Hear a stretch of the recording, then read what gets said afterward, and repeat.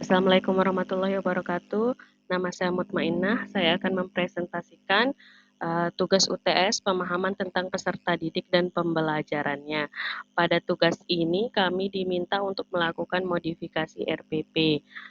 Modifikasi RPP adalah proses perubahan dan penyesuaian RPP yang telah dirancang sebelumnya ke dalam bentuk RPP yang lebih efektif dan lebih sesuai dengan kebutuhan peserta didik, kondisi kelas, dan konteks belajarnya.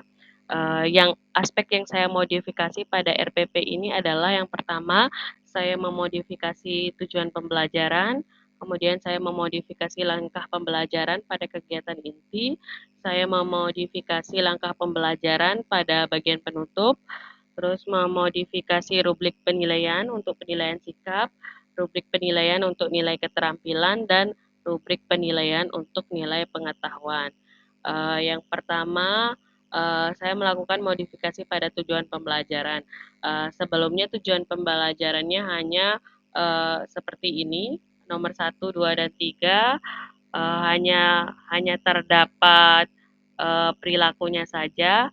Kemudian saya modifikasi menggunakan rumusan ABCD di mana ada uh, audience atau peserta didik di sini. Terus yang kedua ada behavior, uh, melalui pendekatan saintifik, metode diskusi dan tanya jawab serta model pembelajaran based learning. Kemudian ada condition 3.9 dan 4.9. Kemudian terakhir ada kriteria. Kriterianya peserta didik diharapkan dapat melakukan dengan benar. Alasan saya melakukan modifikasi ini dengan awalan frase dan diikuti oleh kata kerja seperti contoh pada slide sebelumnya yang di highlight kuning ini.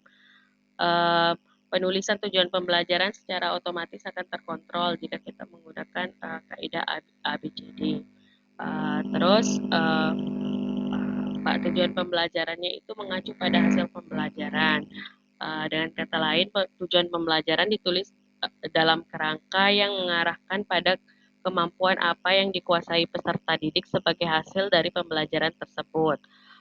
Tujuan pembelajaran yang baik ditulis dengan memenuhi kaidah ABCD, di mana penggunaan ABCD yang diterjemahkan sebagai pelaku, perilaku, kondisi, dan kriteria.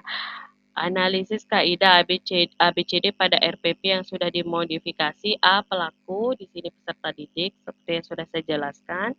B. Perilaku menentukan fungsi naik dan fungsi turun dari suatu fungsi. C.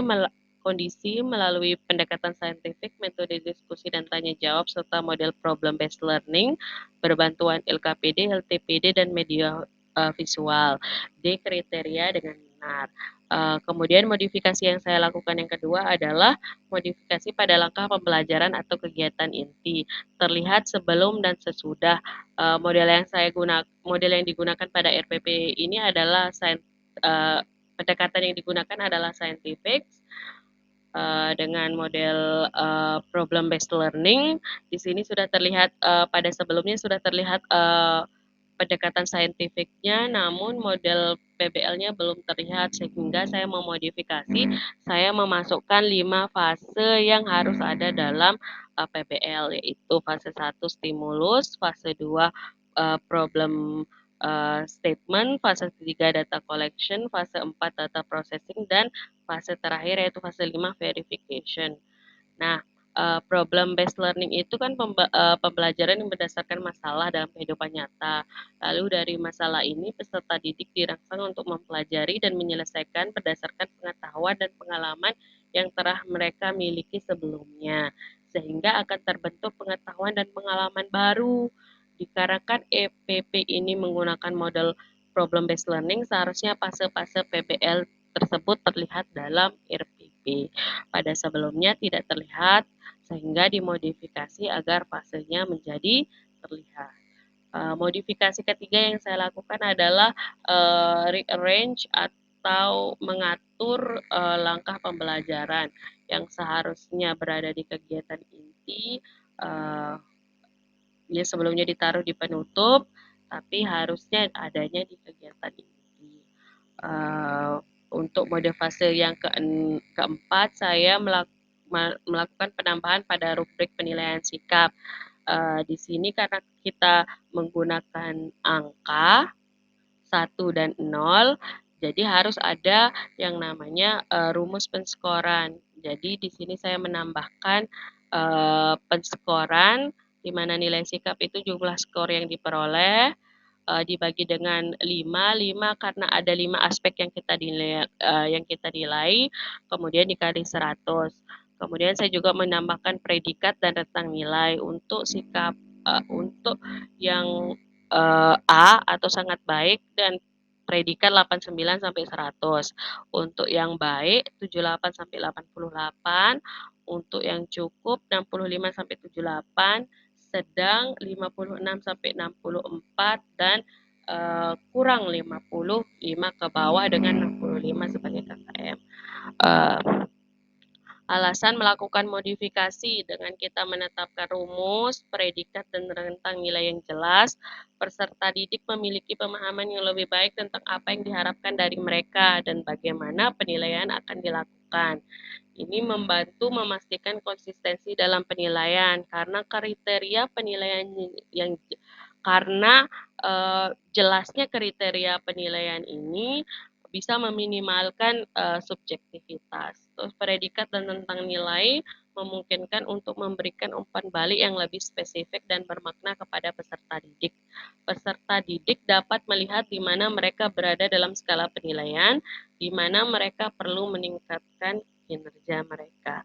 Kemudian modifikasi kelima yang saya lakukan adalah pada nilai keterampilan, saya menambahkan petunjuk penskoran karena sebelumnya di sini pada RPP sebelumnya tidak ada petunjuk seperti apa atau bagaimana cara mengisi penilaian atau rubrik penilaian sehingga saya menambahkan eh, petunjuk penskoran. Kita memberikan nilai 0 sampai 100 pada masing-masing aspek keterampilan yang dinilai.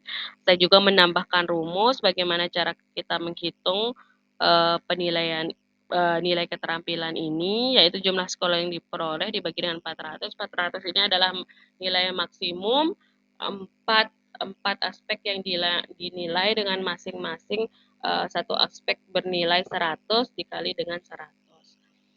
Nah, petunjuk penskoran ini memberikan pemahaman yang jelas kepada guru tentang cara mengisi nilai berdasarkan kriteria yang telah ditetapkan. Ini membantu memastikan bahwa penilaian dilakukan secara konsisten sesuai dengan standar yang telah ditetapkan. Rumus penilaian memberikan panduan tentang cara menghitung nilai akhir berdasarkan bobot yang ditetapkan untuk setiap kriteria penilaian. Hal ini mempermudah proses penilaian dan menghindari kebingungan dalam menentukan nilai akhir. Dengan kita mencantumkan petunjuk pengisian nilai dan rumus penilaian dalam RPP, proses penilaian menjadi lebih transparan dan akuntabel. Peserta didik dapat memahami secara jelas bagaimana nilai mereka dihitung dan dapat melihat keadilan dalam proses penilaian. Modifikasi terakhir yang saya lakukan adalah mengubah kalimat perintah soal. Terlihat pada sebelumnya RPP sebelum dimodifikasi, kalimat perintahnya itu adalah tentukan interval di mana fungsi fx 3x pangkat 3x pangkat 4 min 4x pangkat 3 min 12x kuadrat plus 5 naik atau turun. Sedangkan dari rubrik penilaian, siswa diharapkan mengerjakan fungsi naik dan fungsi turun. Sedangkan kalimat perintahnya adalah fungsi naik atau fungsi turun. Perintah ini akan membingungkan peserta didik dan menimbulkan keambiguan. Penggunaan kata atau memunculkan persepsi bahwa peserta didik diminta untuk memilih dan mengerjakan satu perintah saja, pilih fungsi naik atau mereka pilih fungsi turun. Sedangkan berdasarkan nilai penskoran pada rubrik penilaian yang sudah dibuat, peserta didik diharapkan menjawab fungsi naik dan fungsi turun, sehingga kalimat perintah soal harus diganti. Mungkin bisa dijabarkan seperti ini.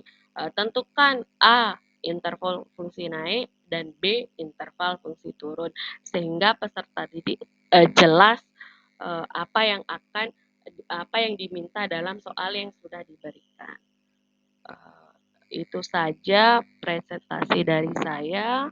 Terima kasih. Jika ada kekurangan, mohon diinformasikan. Terima kasih. Wassalamualaikum warahmatullahi wabarakatuh.